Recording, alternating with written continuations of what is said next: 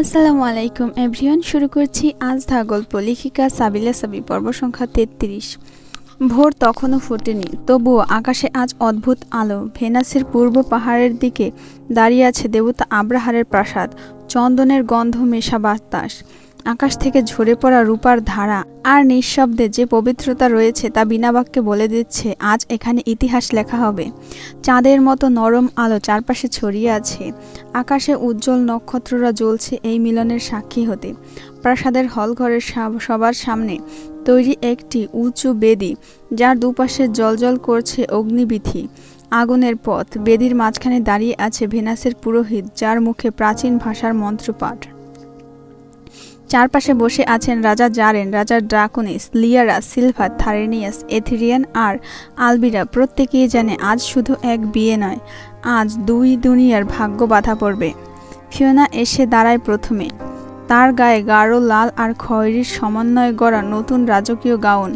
গাউনের পেছনে লম্বা ট্রেইল, রক্তগঙ্গা নদী বয়ে চলার মতো। মাথার ওড়না ঝরে পড়ছে দুপাশে, পায়ের আঙুল অবধি এসে ঠেকেছে আঁচল, এক বিশাল সূর্যাস্তের ন্যায়। চোখে আলতো কাজল, ঠোঁটে লাল আভা। তার হাঁটার প্রতিটি ধাপে চারপাশ থমকে যাচ্ছে। তার চোখে বিস্ময়, কিন্তু ভয় নেই।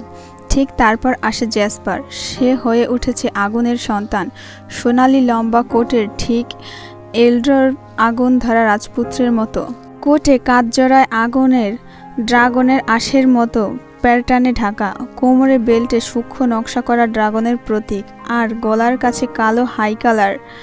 তার চোখে একরাশ গম্ভীরতা, কিন্তু ফিওনাকে দেখে মৃদু হাসি এসে যায়। তার চোখে অটলতা আর ঠোঁটে বিন্যস্ত প্রশান্তি। ফিওনার দিকে তাকিয়ে তার মুখে কেবল একটাই শব্দ ফুটে ওঠে, আমার হামিংবার্ড। তাদের সামনে দাঁড়িয়ে আছেন ভেনাসের পুরোহিত। তার হাতে রয়েছে এক ক্রিস্টালের পাথর, যেটার ভেতরে আগুন জ্বলছে নীল আর সোনালি শিখার মতো। পুরোহিত বললেন, আজকের দিনে আমি আহ্বান জানাচ্ছি আব্রাহার দেবতার নামে, এই দুই প্রেমিক যুগল প্রাণ এক হোক রক্তে, আগুনে আর নিয়তির বন্ধনে। ফিওনা আর জ্যাসপার ধীরে ধীরে একে অপরের দিকে এগিয়ে আসে। দুজনের মুখে আলতো হাসির রেখা দেখা যায়। জ্যাসপারের চোখ আগে থেকেই তুলে তাকালো ফিওনার মুখ পানে। মুহূর্তের মধ্যে তার হৃদয়ের স্পন্দন পাঁজর ভেঙে বেরিয়ে আসতে চাইল। কি অপূর্ব লাগছে ফিওনাকে। ফিওনা চোখ তুলে তাকাতে জ্যাসপারের সাথে তার দৃষ্টির মিলন ঘটল। সঙ্গে সঙ্গে ফিওনার গাল জুড়ে ছড়িয়ে পড়ল রক্তিম আভা। পুরোহিত তখন এক ক্ষুদ্র স্ফটিক ছুরি বেরিয়ে দিলেন তাদের দিকে। তাদের ডান হাতের আঙুল হালকাভাবে কেটে ফোঁটা ফোঁটা রক্ত ঝরানো হয় আগুনের পাত্রে। আগুন হঠাৎ করে সোনালি থেকে বেগুনি রং ধারণ করে, ঠিক যেন দেবতার সম্মতির চিহ্ন হয়ে উঠল। প্রতিটি পদক্ষেপে উচ্চারিত হয় মন্ত্র। ভেনাসের আলোতে আজ দুই আত্মা এক হয়ে গেল। জ্যোতিষ্কের রশ্মির মতো মিলবে হৃদয়। সময় তাদের আর আলাদা করতে পারবে না। তখনই হাজির হয় প্রাচীন রীতি। আগুনের রেখা টেনে দেওয়া হয় চত্বরের এক প্রান্ত থেকে আরেক প্রান্তে। জ্যাসপার কোনো কথা বলে না, ফিওনার দিকে এগিয়ে যায়। তার চোখে একটা জেদ, একটা কোমল অধিকার।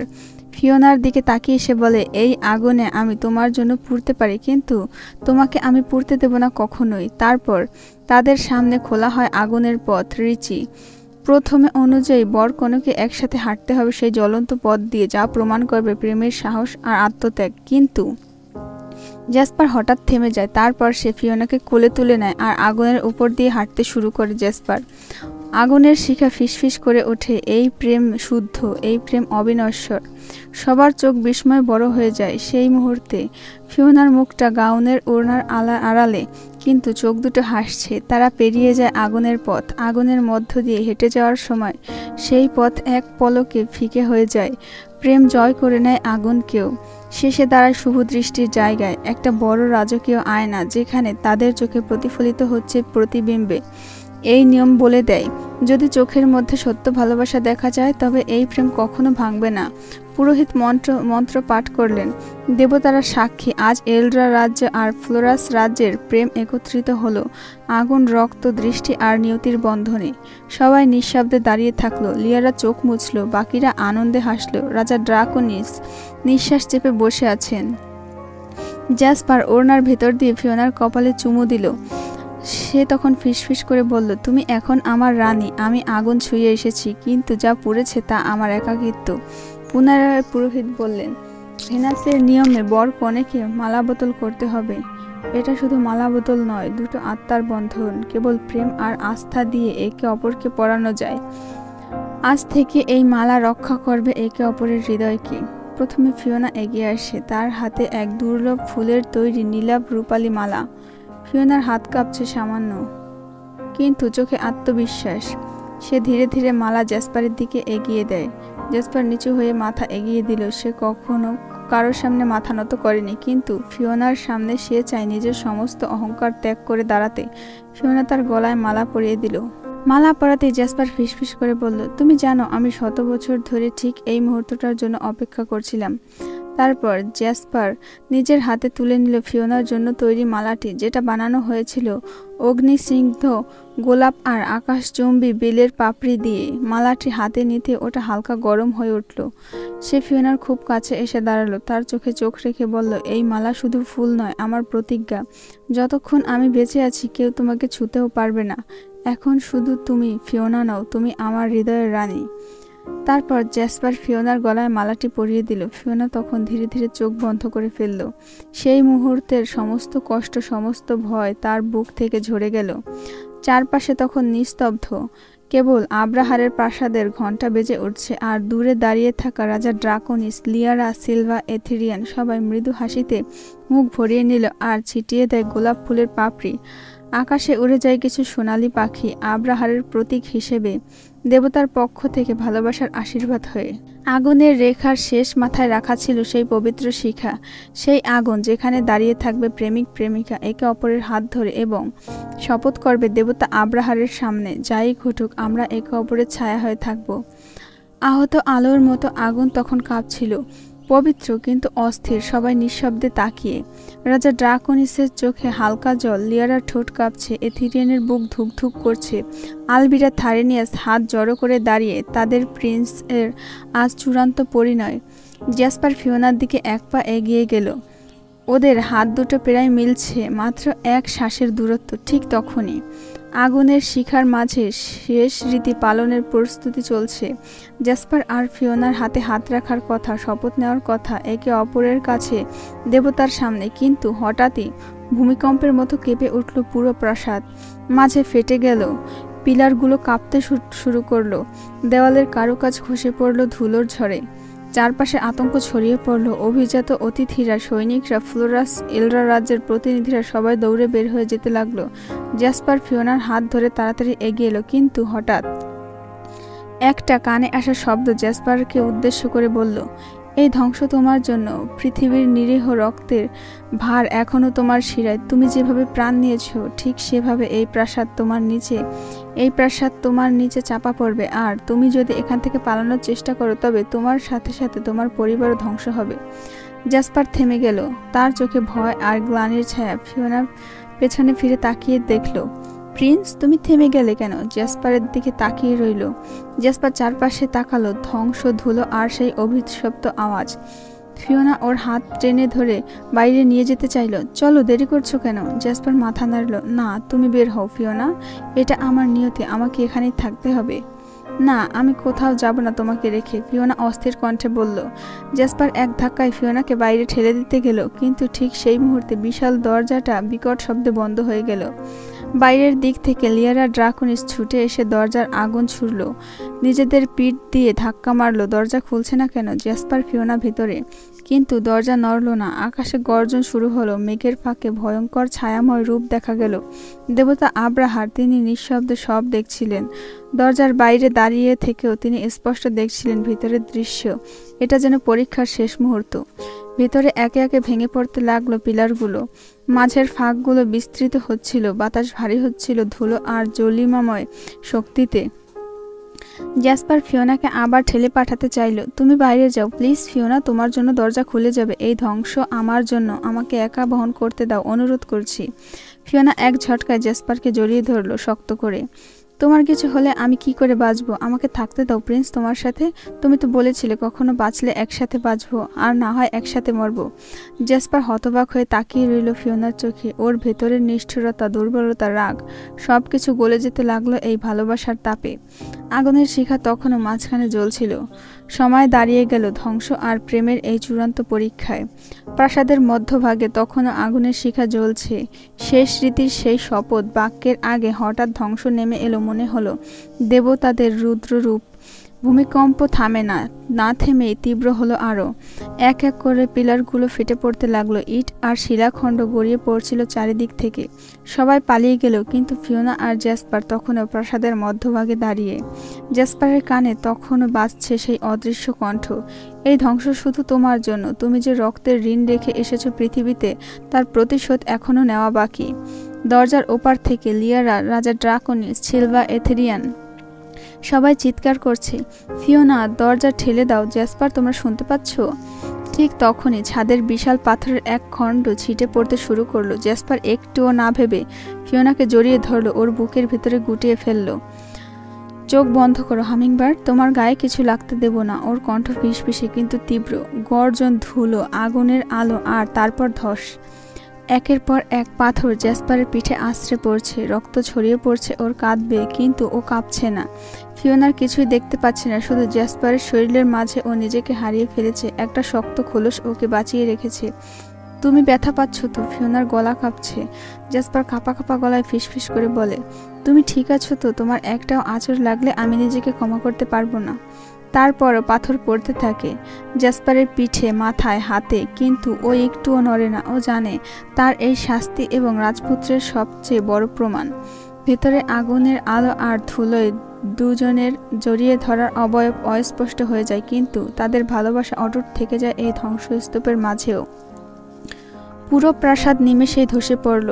দূরের পাহাড় থেকে ধুলো আর ধ্বংসের শব্দ একটানা বজ্রধ্বনির মতো আকাশ ফাটিয়ে দিচ্ছে।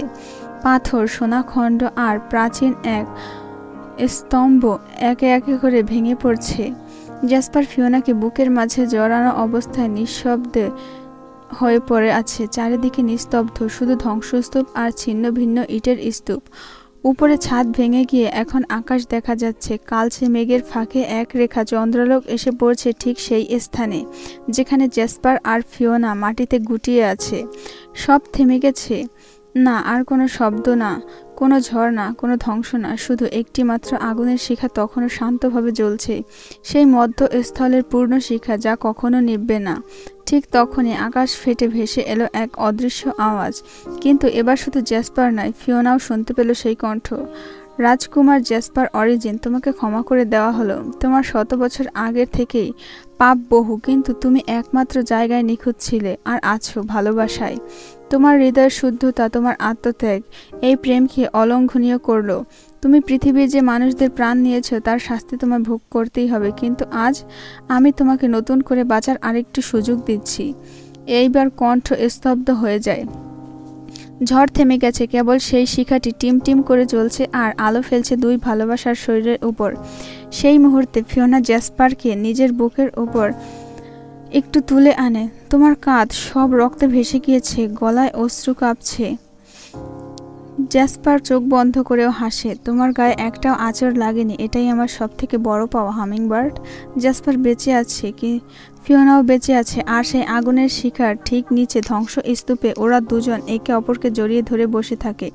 চারপাশে মৃত্যু হলেও ওদের মাঝখানে জন্ম নিচ্ছে নতুন এক জীবন। এটাই প্রেমের শক্তি, এটাই ভেনাসের দেবতার পক্ষ থেকে সর্বশেষ আশীর্বাদ। চারদিক থেকে ছড়িয়ে থাকা ভাঙা স্তম্ভ রক্তিম আভায় ভাসছে। আকাশের কালো মেঘ কেটে গিয়ে এক পলক রূপালী রেখা দেখা দেয় ঠিক সেই শিখার উপরে। ধীরে ধীরে জ্যাসপার উঠে দাঁড়ায়। গায়ের রক্ত তখনও জমে আছে, কিন্তু চোখে স্পষ্ট আলো। ফিওনা ওর হাত ধরতে চায়, ধরলে ও বলল, চলো, শেষ রীতিটা বাকি।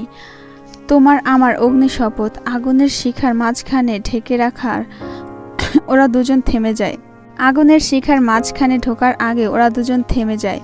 জ্যাসপারের শরীর থেকে ফোঁটা ফোঁটা রক্ত পড়লেও পাথরের উপর, সেই পাথর ছিল শপথ গ্রহণের প্রাচীন চিহ্ন, যার উপর পবিত্র রক্ত পড়লে সেটি দীপ্তি ছড়ায়। পাথরটা হঠাৎ করেই আগুনে ঝলসে ওঠে। তারপর ওরা দুজন হাতে হাত রেখে শিখার মাঝে ঢুকে পড়ে। আগুন স্পর্শ করে না তাদের। শুদ্ধ প্রেমের শরীরে অগ্নি ঠান্ডা হয়ে যায়। সেই শিখার কেন্দ্রে দাঁড়িয়ে একে অপরের চোখে চোখ রেখে ওরা বলে, আমার আত্মা তোমার, আমার সময় তোমার, আমার সমস্ত ভবিষ্যৎ এই মুহূর্ত থেকে তোমার।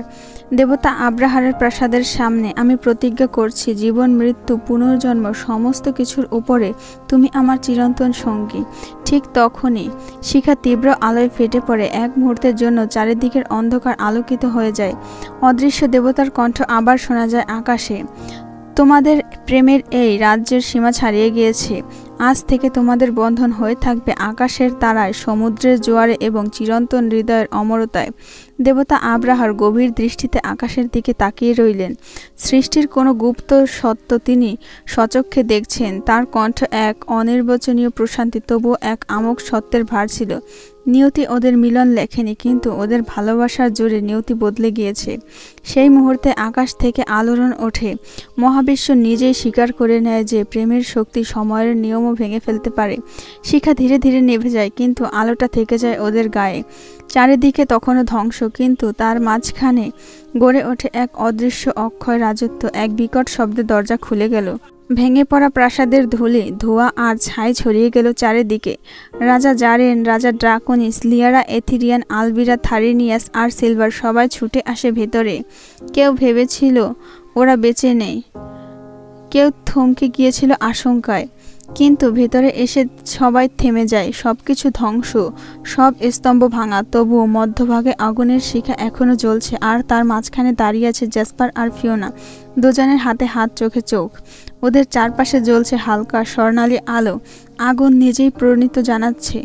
ফিওনার মাথা ভারী ওড়নার নিচে ছড়িয়ে আছে গাঢ় লাল গাউনে এক দেবী, আর জ্যাসপার সোনালি লম্বা কোর্টে রক্তে ভেজা, কাটা ছেঁড়া অথচ মাথা উঁচু করে দাঁড়িয়ে থাকা এক দেবদূত। লিয়ারা থেমে যায়, চোখে জল এসে যায় ওর, কিন্তু মুখে এক অনির্বচনীয় শান্তি। রাজা ড্রাকোনিস ধীর কণ্ঠে বলে, আজ দেবতা নিজে এই প্রেমকে আশীর্বাদ করেছে। এই আগুন, এই ধ্বংস সব পেছনে পড়ে গিয়েছে। সিলভা হেঁটে এসে ফিসফিস করে বলে, ভেনাসের ইতিহাসে আজ প্রথম আগুনের মধ্য থেকে ফিরে এসেছে প্রেমিক যুগল। আকাশ তখন আলোকিত, কৃত্রিম চন্দ্র উঠেছে ধ্বংসস্তূপের ফাঁক গলে। এলড্রা প্রাসাদে ফিরে আসার পর রাজপ্রাসাদের সোনালী গম্বুজে আবার জ্বলে ওঠে আলোর নৃত্য। সবাই, ড্রাকোনিস, রাজা জারেন, লিয়ারা, এথিরিয়ান, আলবিরা, থারিনিয়া, সিলভা আর রাজ্যের সব ড্রাগনরা আজ গর্বিত, শান্ত, মুক্ত। বিয়ের দ্বিতীয় পর্ব শুরু হয় আধুনিক নিয়মে। একটা বিশেষ সফটওয়্যারে ডিজিটাল রেজিস্ট্রেশন, ডিজিটাল স্ক্রিন জ্বলজ্বল করছে। Jasper origin and Allison Fiona Bond confirmed. এরপর রাজা ড্রাকোনিস সামনে এগিয়ে এসে দাঁড়ালেন বিশাল স্বচ্ছ মঞ্চের ওপরে। তার কণ্ঠ ছিল ভারী, রাজ্য জুড়ে প্রতিধ্বনিত হয় তার ঘোষণা, আজ থেকে আর কোনো সফটওয়্যার তোমাদের সঙ্গী নির্বাচন করবে না। আজ থেকে প্রেম নিজেই নিয়ম লিখবে। যে হৃদয় কাউকে ভালোবাসবে সেই হৃদয় সিদ্ধান্ত নেবে কে কাকে চাইবে পাশে। ভবিষ্যতের ভেনাস ভালোবাসার স্বাধীন রাজ্য হবে। পুরো প্রাসাদে নীরবতা, তারপর মৃদু হাততালি, ধীরে ধীরে সেই করতালির বিস্ফোরণে রূপ নেয়। তখনই ফিওনা ধীরে ধীরে স্টেজে উঠে দাঁড়ায়। ওর চোখ দুটো তখন জ্বলছিল। ওর চোখ দুটো জ্বলছিল, ঠোঁটে নিঃশব্দ তীব্রতা। এক হাতে জ্যাসপারের হাত শক্ত করে ধরেছিল, আরেক হাতে মাইক্রোফোন। তার কণ্ঠ কাঁপছিল না, কিন্তু প্রতিটি শব্দ ছিল বিদ্ধকারী। আজ একটি মাত্র নিয়ম বদলানো যথেষ্ট নয়, আরেকটা নিষ্ঠুর নিয়ম রয়েছে যা বহু বছর ধরে অনেকের হৃদয়ের মৃত্যু ঘটিয়েছে। যদি কোনো ড্রাগন কোনো পৃথিবীর মানবকে ভালোবাসে, তাদেরকে আর আলাদা করা যাবে না। আমার মা লিয়ারা 18 বছর ধরে বন্দী ছিলেন, শুধু কারণ তিনি একজন মানুষকে, আমার বাবাকে ভালোবেসেছিলেন, আর আমার মায়ের মমতা থেকে দূরে ছিলাম আমি। এখন থেকে আর কেউ সে কষ্ট পাবে না। আমি অনুরোধ করছি, এমন গবেষণা করুন, এমন রাস্তা খুঁজুন, যাতে করে ড্রাগন এবং মানব একসাথে পৃথিবীতে বাঁচতে পারে। এটা হবে আমাদের নতুন ভবিষ্যৎ। রাজ্য জুড়ে তখন শুধু হাততালি নয়, অশ্রু আর আত্মবিশ্বাসের গর্জন। রাজা ড্রাকোনিস ফিওনার দিকে গর্বিতভাবে তাকিয়ে বললেন, তুমি শুধু আমার পুত্রবধূ না, তুমি ভেনাসের বিবর্তন, তুমি আমার কন্যা। আকাশের তারা আজ আরও উজ্জ্বল হয়ে জ্বলছিল, কারণ ভেনাসে জন্ম নিচ্ছিল নতুন নিয়ম, এক নতুন সভ্যতা, যেখানে প্রেম আর ভালোবাসা কখনো আর অপরাধ হবে না। লিয়ারা ধীরে ধীরে এগিয়ে এসে ফিওনাকে জড়িয়ে ধরলেন, তার চোখে জল, ঠোঁটে অস্ফুট ফিসফিস। এত বছর পর তোমাকে পেলাম, তবু বেশি দিন কাছে রাখতে পারলাম না মা, এখন তুমি অন্য কারো হয়ে গেলে। ফিওনার চোখে কষ্ট কিন্তু মুখে শান্তি। লিয়ারা কাঁদছেন, কিন্তু আজকের কান্না ততটা দুঃখের না, এ যেন হারানো নয় বরং একটা আস্থার কান্না। কারণ আজ তিনি বুঝতে পেরেছেন এই মেয়েকে যদি সত্যিই কেউ আগলে রাখতে পারে সেটা একমাত্র জেসপার অরিজিন। জেসপার একপাশে দাঁড়িয়ে থাকলেও তার চোখে ছিল প্রতিজ্ঞার দীপ্তি। সে লিয়ারার চোখে চোখ রাখে, মাথা নিচু করে বলে, মাদার ইন ল, আমি আপনার মেয়েকে পাহাড়, আগুন, মহাকাশ সবকিছুর থেকে আগলে রাখবো। রাজা জারেন এসে নিজের মুকুট খুলে জেসপারের মাথায় রাখলেন। ভবিষ্যৎ এখন তোমাদের হাতে, আমাদের রাজ্য এখন ভালোবাসার হাতে। বিদায়ের মুহূর্ত যখন সবাই নিজেদের প্রাসাদে ফেরার জন্য উঠেছে, এথিরিয়ান হঠাৎই থেমে যায়। তার চোখ শুধু এক জায়গায়, সিলভার দিকে। সিলভা আজকের দিনের মতো পরিপূর্ণ সাহসী, কিন্তু ভিতরে কোথাও এক দহন। এথিরিয়ানের দৃষ্টি জ্বলছিল অথচ অসহায়, কিছু বলতেও পারছে না। সিলভা সেই চোখে তাকিয়ে কিছু বলে না, কিন্তু নিঃশব্দে চোখের চাহনি অনেক কিছু বলে যায়। যা। তারপর ধীরে ধীরে ফিরে যায় সবাই। শুরু হয় নতুন ইতিহাস, রেখে যায় চোখের জল আর হৃদয়ের সাহস। বিয়ের রাত। ভেনাসের প্রাচীন নিয়ম অনুযায়ী এই রাত বর কনেকে একে অপরের থেকে আলাদা থাকতে হয়। তাদের একসাথে থাকার পূর্ণ অনুমতি দেওয়া হয় পরদিন রিসেপশনের পর থেকে। এই সময় দুটি আত্মার প্রস্তুতির সময়, মিলনের আগে এক প্রকার নীরব প্রতিজ্ঞা। প্রাসাদের এক পাশের কক্ষে আজ ফিওনা থাকবে, আর সেই একান্ত কাছের সঙ্গী অ্যাকোয়ারার সাথে। সেই মাউন্টেন গ্লাস হাউসের দিনের কথা মনে পড়ে গেল, যেখানে এই দুজন একে অপরের ছায়া হয়েছিল। আজ আবার সেই সময় ফিরে এলো।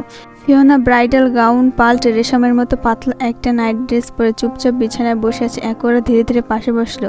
অ্যাকোয়ারা তখন বলল, তুমি এখন এই রাজ্যের রানী। এই চুপচাপ ভাবটা মানাচ্ছে না বোকা মানবী। ফিওনা হেসে উঠল, তারপর নিচু গলায় বলল, অ্যাকোয়ারা, লিওজান খুব ভালো ছেলে, ওকে কেউ কখনো বুঝলো না, আর আমি তো পারলামই না। অ্যাকোয়ারার চোখ স্থির। ফিওনার কথা থামার আগেই সে বলে ফেলল, তুমি ওনাকে বোঝার চেষ্টা করেছিলে, সেটা অনেক, কিন্তু তোমার হৃদয় যেখানে বাঁধা সেটা তো আর জোর করে ছিঁড়ে ফেলা যায় না। ফিওনা কান্না ভেজা গলায় বলল, অ্যাকোয়ারা, তুমি পারবে তাকে ভালোবাসতে?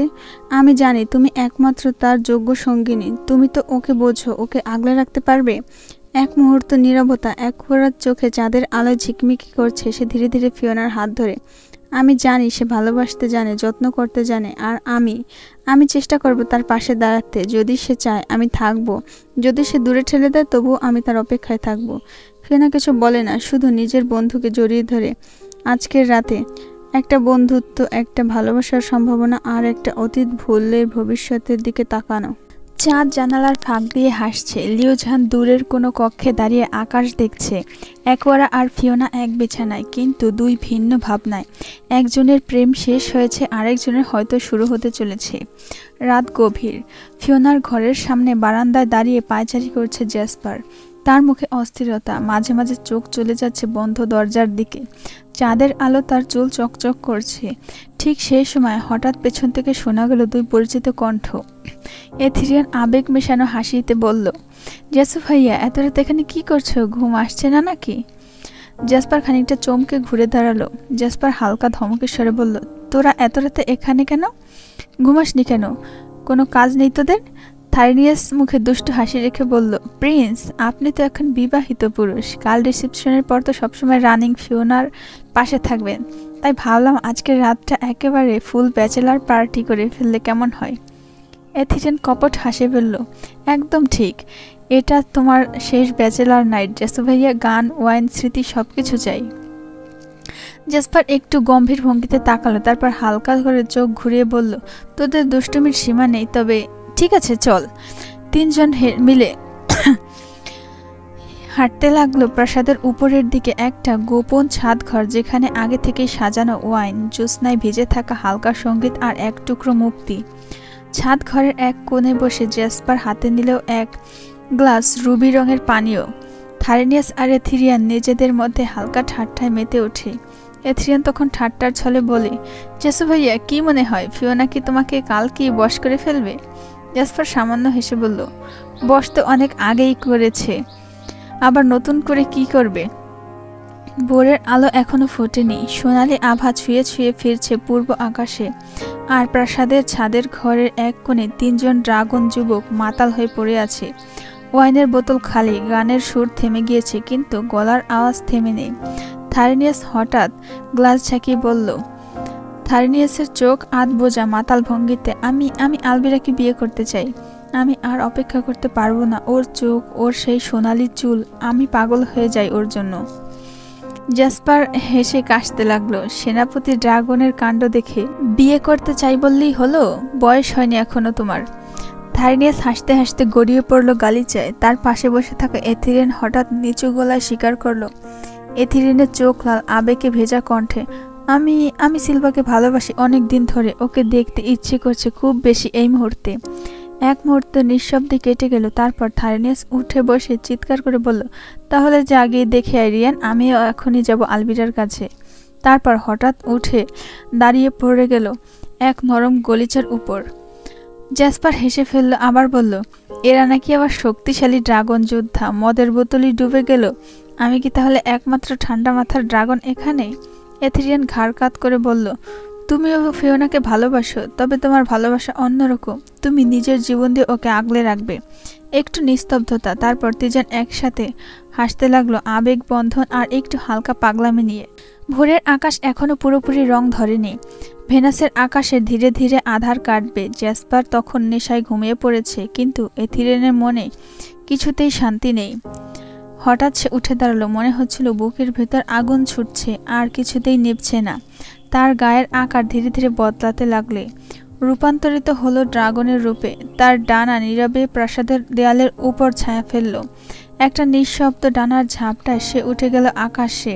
সোজা উড়ে গেল সিলভার প্রাসাদের ব্যালকনির দিকে। সেখানেই ল্যাম্পশেডের নরম আলোয় সিলভা ঘুমিয়ে আছে, চোখ বন্ধ, মুখ শান্ত, নিঃশ্বাস গভীর। তার চারপাশে নীলাভ আলোয় মিশে আছে রাতের শেষটুকু। এথিরিয়ান চুপ করে দাঁড়িয়ে থাকলো ব্যালকনির রেলিংয়ের উপর। কোনো আওয়াজ করলো না, শুধু তাকিয়ে থাকলো। তার চোখের গভীরতা ছিল অস্থির, এক ধরনের হারিয়ে যাওয়া। তারপর সোজা এসে বসলো বিছানায় সিলভার কাছে। এথিরিয়ান সিলভার দিকে তাকিয়ে মনে মনে বলল, তোমাকে ছুতে পারি না, শুধু এভাবেই দূর থেকে দেখি। যদি জানতেই না পারো তবুও ভালোবাসি। শুধু একবার যদি ঘুম থেকে উঠে আমার দিকে তাকাতে। একটা হালকা বাতাস বইল। সিলভার একপাশে এলিয়ে পড়া চুলগুলো একটু উড়ে গেল। এথিরিয়ানের শ্বাস থেমে গেল। তার হৃদয়ের গতি বদলে গেল মুহূর্তে। সিলভার ঘুম ছিল গভীর, কিন্তু হঠাৎ অনুভব করল তার পাশে বসেছে কেউ। চোখ মেলে দেখলো এক বিশাল ছায়া তার পাশে বসে। তারপর গলার উপর গরম একটা চাপা হাত। হুঁশ, চিৎকার করো না। এথিরিয়ানের কণ্ঠ নেশায় ভারী, এক ধরনের মাদকতা। সিলভা বুঝে গেল এথিরিয়ান মাতাল। তুমি কি ড্রিঙ্ক করেছো রিয়ান? ফিসফিস করে জিজ্ঞেস করলো সে। এথিরিয়ান একটু হেসে বলল, জ্যাসু ভাইয়ার শেষ ব্যাচেলার নাইট ছিল তো। আমি, থারিনিয়াস আর জ্যাসু ভাইয়া আমরা একটু বেশি খেয়ে ফেলেছি।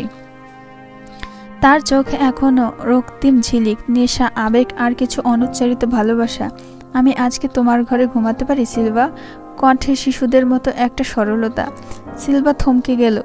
এই প্রথম কেউ তাকে এমনভাবে কিছু বলল, আর সেই যে কিনা তার হৃদয়ের অজানা প্রান্তে অনেক আগেই বাসা বেঁধেছে। সিলভা একটু গম্ভীর হয়ে বলল, তুমি কি পাগল? কাল রিসেপশন আছে। তুমি যদি এখান থেকে যাও, সবাই যদি জেনে ফেলে। এথিরিয়ান তৎক্ষণাৎ উঠে দাঁড়ালো, কিন্তু হোঁচট খেয়ে আবার পড়ে গেল সিলভার ঠিক কাছাকাছি। সিলভার সাথে সাথে চোখ বন্ধ করে নিল। সিলভার চোখ বন্ধ করেই ছিল। হঠাৎই এথিরিয়ানের কণ্ঠ ভেসে এলো, আচ্ছা চলে যাব, কিন্তু একটা শর্তে, একটা চুমু দাও। সিলভার চোখ মেলে তাকালো তার দিকে। চোখে একরাশ ক্লান্তি, কিন্তু তাতে লুকিয়ে ছিল এক ধরনের ছেলে মানুষই আবদার।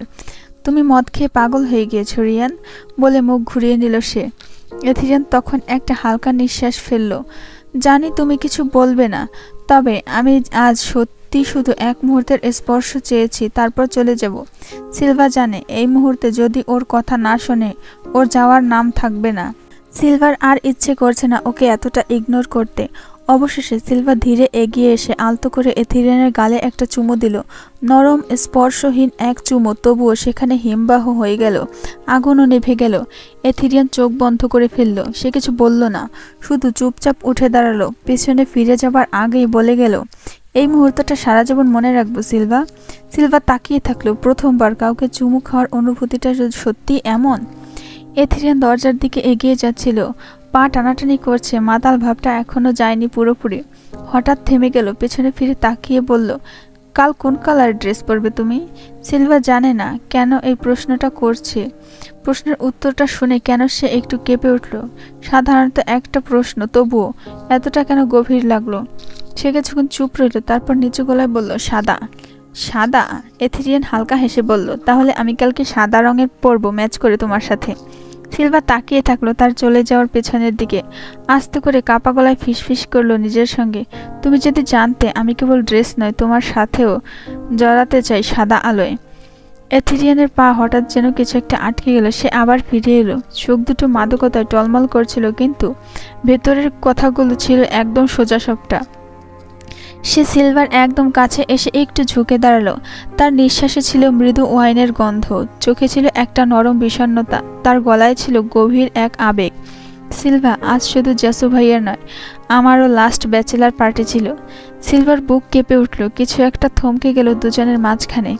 এথেরিয়ান নরম স্বরে বলল, তুমি চাইলে কাল থেকে আর আর কোনো দিকে তাকাবো না, আমি শুধু তোমার সাথে সাথেই থাকবো। সিলভা কিছু বলল না, শুধু চোখ নামিয়ে রাখলো আর চুপচাপ নিজের হৃদয়ের ভিতরে বলে ফেলল, কেন তুমি এত দেরি করে এলে আমার জীবনে রিয়ান? রাত তখন গভীর। এলড্রা প্রাসাদের সব আলো নিভে এসেছে প্রায়, কিন্তু একটি মাত্র জানালা হালকা আলো। আলবিরার ঘরে তার সোনালি চুল এলোমেলো ছড়িয়ে আছে বিছানার ওপরে। মাটির ওপরে একটা পুরনো পেন্টিং রাখা, সে সেটা আঁকছিল কিছুক্ষণ আগে।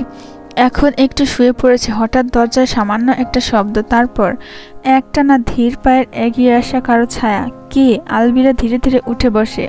দরজা খুলতেই দেখলো থারিনিয়াস। ওর চোখে এক ধরনের নরম ক্লান্তি, ঠোঁটে আবছা এক হাসি। তারপর কক্ষে প্রবেশ করে বলল, আজকে তোমার কক্ষে থাকতে পারি, অনেক মিস করছিলাম বীরা তোমাকে। আলবিরা এবার থেমে যায়। বুকের ভেতরটা ঝড় হতে থাকে। সে হেঁটে আসে সামনে, ওর হাতটা ধরে। তোমার মুখ থেকে ওয়াইনের গন্ধ আসছে থারিনিয়াস, তুমি মাতাল হয়ে কি বলছো? থারিনিয়াস মাথা নাড়ে। হ্যাঁ আলবিরা, আমি আজকে রাতে শুধু তোমাকে নিয়ে ভাবতে চাই। আলবিরা এক ধাক্কায় ওকে নিজের বুকে টেনে আনে। হঠাৎ বাতাস হালকা জাদুর গন্ধ ছড়িয়ে পড়ে। জানালার বাইরে চাঁদের আলো পড়ে ওদের মুখে। নিয়াস, আলবিরা ফিসফিস করে বলে, তুমি কি সত্যি আমার পাশে থাকবে? আমি হয়তো নিখুঁত নই, তুমি ঠিক যেরকম আমি সেভাবেই তোমাকে চাই। আলবিরার ঘরে হালকা মাদিরা আলো জ্বলছে। জানালার পাশে রাখা মোমবাতির আলোয় ছায়া ফেলছে দেওয়ালে। থারিনিয়াস ধীরে ধীরে কক্ষের দরজা বন্ধ করলো। তার চোখে আজ এক অন্যরকম তৃষ্ণা, মুগ্ধতা। আলবিরা তখনও জানালার পাশে দাঁড়িয়ে। চাঁদের আলোয় ঝলমল করছে তার সাদা সিল্কের পোশাক, চুল খোলা, হালকা বাতাসে উড়ছে। সে টের পায় থারিনিয়াস ওর দিকে আসছে। তুমি জানো, আমি এক সময় শুধু যুদ্ধ জানতাম, কিন্তু এখন আমি শুধু তোমাকে ছুঁতে চাই। থারিনিয়াস ওর পেছন থেকে এসে দু হাতে আলবিরার কোমর জড়িয়ে ধরে।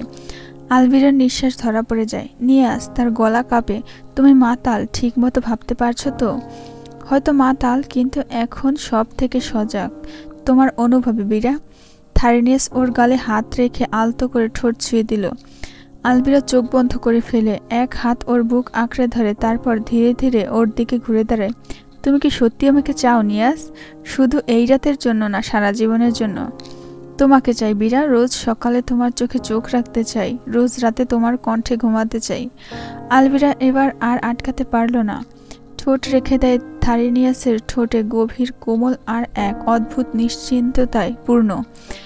দুজনে ধীরে ধীরে নেমে যায় বিছানায়। গোধূলির আলোয় ছায়া ঢেকে ফেলে ওদের দেহ।